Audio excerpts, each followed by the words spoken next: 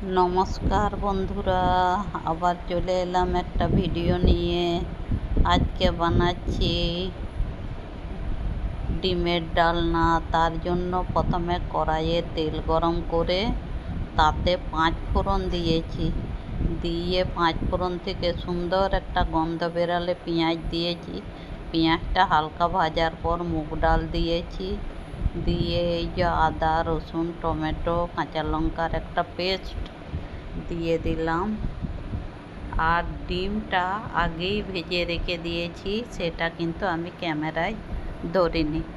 এবারে দিলাম জিরে গুঁড়ো, ধনে গুঁড়ো, আর লবণটা আমি পরে দেবো, হলুদটা দিয়েছি।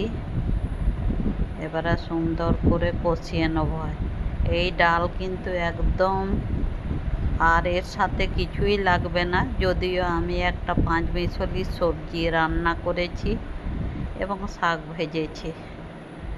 ওই সবগুলো তো দেখানো সম্ভব হবে না, তাই এইটুকুই দেখালাম। প্রত্যেক দিন একটা করে ভিডিও ছাড়ি, আপনাদের সাথে কথা বলি। ভালো করে কষিয়ে নিয়ে এবারে জলটা দিয়ে দিলাম। জলটা একটু বেশি করেই দিলাম, ডালটা একটু পাতলা করে করব।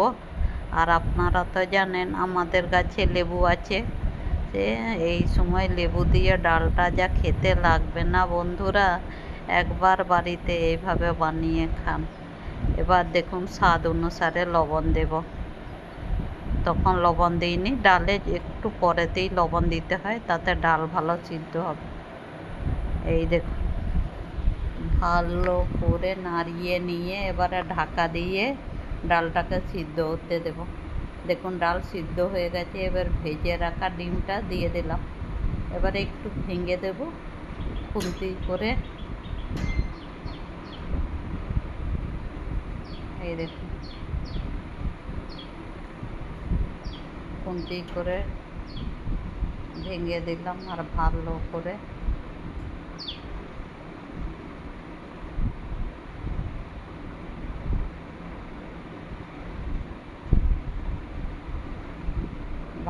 করে নাড়িয়ে নিলাম। দিয়ে আর একটু ফুটতে দেব।